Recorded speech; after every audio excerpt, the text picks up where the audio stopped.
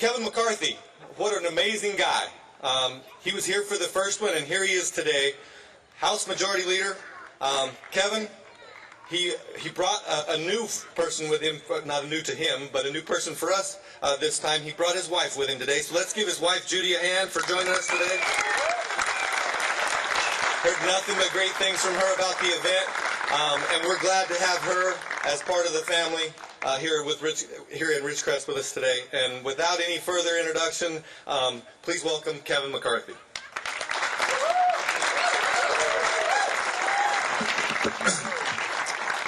Thank you very much. You know, there's times when I'll go back and I'll see myself on the floor talking and they say my hometown and my district. And I got to correct them, because with Judy and I, we feel Ridgecrest is our hometown.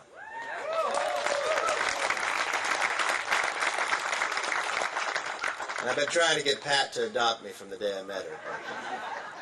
She had me try out for the song, and then she heard my voice. She said I could be honorary but not sing ever again. And to Mick, I love that hard hat, but it says a lot about him. It says who he is, that he served our country, he fell in love with Ridgecrest, and he never left. You know, when they asked if I could be the Grand Marshal, I said, if you'll let me, I'll not miss it. I want to thank you for allowing me to be the Grand Marshal. I want to thank you for that. Judy and I feel very honored. You know, every country has a flag. Every country's flag is supposed to symbolize who they are. It doesn't matter if you're from America or another country, but when you see red, white, and blue and stars, you know our values. You know what we stand for. You know America is more than a country. America is an idea. An idea that free people can govern themselves, so the power is not driven from government, but from the people. And we are one nation under God, and we're not ashamed to say it.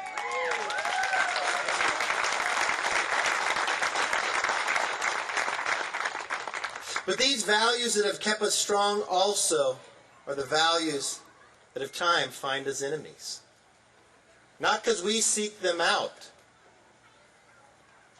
but they seek to destroy our way of life. You know, that morning of 9/11, it happened on a different coast than where we stood. It was 14 years ago this year. If you're at the right age, you know exactly where you were. There's certain places in time, age in your life, where you know where you stood the moment you first heard or first watched, or were reported and you turned the TV on and then you saw the second plane enter that building. Like every time before, America has woken up and risen to the occasion. But the only way we're able to do that or keep these freedoms and the values that we care most about are days like today. Because they're not just given to us, they're earned. They're earned by the men and women that the pictures are behind me. They give the ultimate sacrifice so we can celebrate today. They're earned by teaching those young faces that I see out here that we're not alive when 9/11 hit, but carry that flag with pride and walk through a city and honored to do it. You know, it has always been said the freedom that we have today is the responsibility of this generation to bestow it onto the next. And every time we're challenged of whether we're able to keep it. And you can never forget those that gave the ultimate sacrifice to give it to us. And you know, I get so proud to be able to live in this country. And there's so many examples why, and today is one of them. You know, we drove first in the parade and we got to be here, and my wife and I, Judy, we stood up here and we looked back. We weren't thinking of taking a selfie, we were looking at the picture of the flags walking up, a more beautiful sight. And you know what we saw from the red, the white, and the blue, and the waving? We saw the different ages of a young kid holding a flag, or somebody, a grandparent, a parent. And the smile on their face, and the pride of what they have. That's what patriotism comes from. But it's earned. You know, I will put this city up against any city in this country that we are the most patriotic.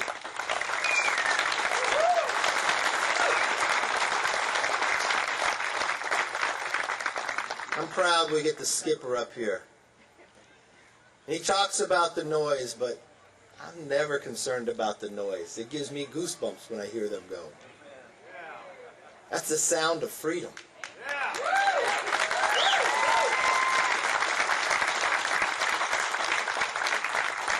It's not just here we need to teach the world.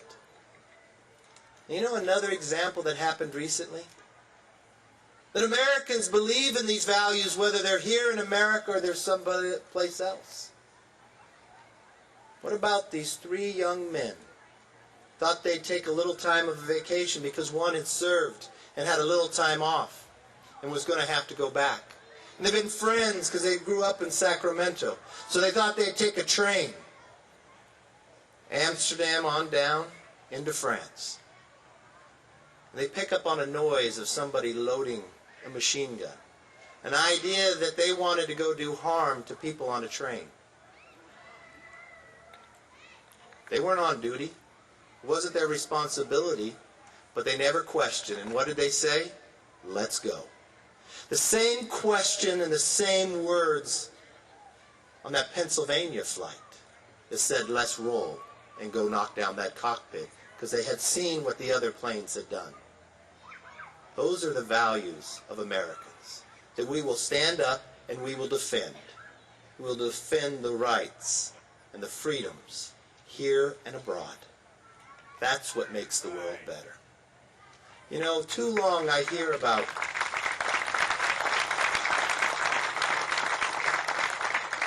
when it comes to political time, it seems like people want to talk what's wrong with this country to try to bring themselves up. I believe what's right with this country. We are exceptional, and we should not be ashamed of it. This country was built on the ideas of exceptionalism. You know, some of you have been to my office, and I've said it times before, there's a reason why I have a picture of Abraham Lincoln and Ronald Reagan. I think they're the greatest presidents we've ever had. And I take value in their words, but when you think about what Abraham Lincoln wrote at the Gettysburg Address, you think about the number of lives that were lost that day. Never before have we ever had that amount of loss again. But it's only 270 words, and most people remember the 77 years ago. But he goes on to write, our forefathers brought forth a new nation, conceived in liberty, and dedicated to the proposition that all men are created equal. He goes on to say, but if we fail, government of the people, by the people, for the people, shall not perish from earth. And today's parade is the prime example. We shall not perish, we shall only get stronger.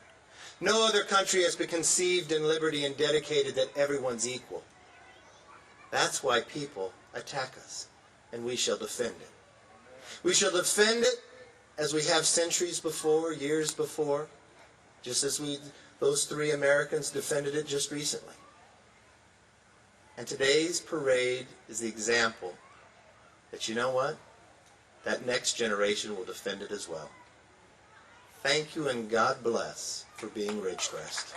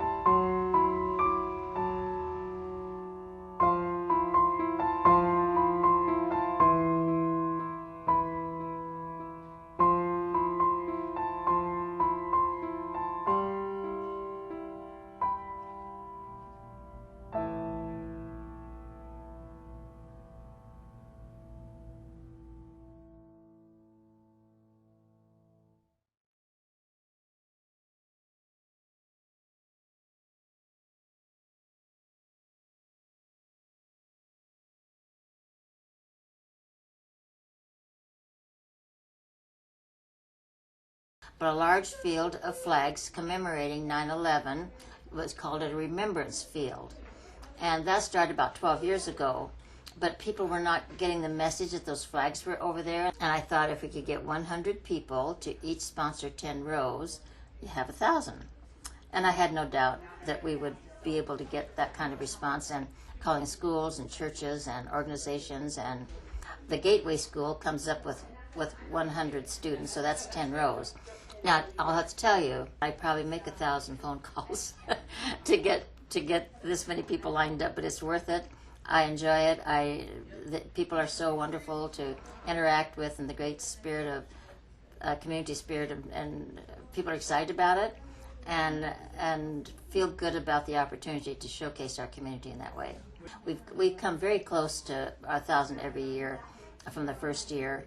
But it shocked some people. They thought we couldn't make it happen to get 1,000 people, but it was a great celebration when we were able to make that happen on the first year that we tried it. One of the wounded warriors that spoke, that came from out of town here, and he had lost both of his legs, he said, if every community, every town in this country would have this kind of a parade of 1,000 flags in their community, it would change the world.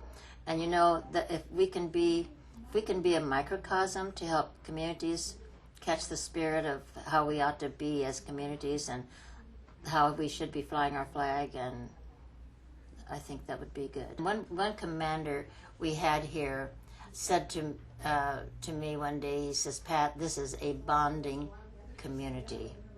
And I think that expresses it well. There just is a sense of, a strong sense of community, because I think maybe the spirit of the mission bonds us together. And I mean, I went to high school here with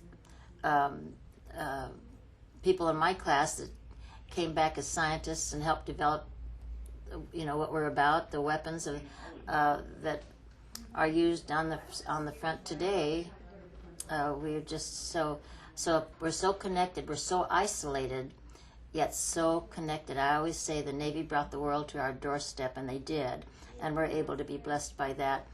I feel blessed to be a part of a community that cares as much as those people care that are walking down the street in the heat, carrying the flags, and it's just a great blessing. That's all I can say. And for the children, it's so important that we impart to our children the seeds of patriotism and love of community. And the Exchange Club, their theme is God, country, and family. So this, of course, bears that out. Investing in children is, I think, something a community needs to do. And as a child, I remember I grew up in Lancaster as my first part of my childhood, before I came here at 11 years old. But one of my fondest memories of that community was when they had a parade, and it was during World War II, and we had this giant Uncle Sam on stilts that walked down, and it was my heart just swelled even as a kid about how grateful we are, what a great country we have. And so I think these memories are going to be in our children's, they're going to be forever memories of their childhood and the community they grew up in.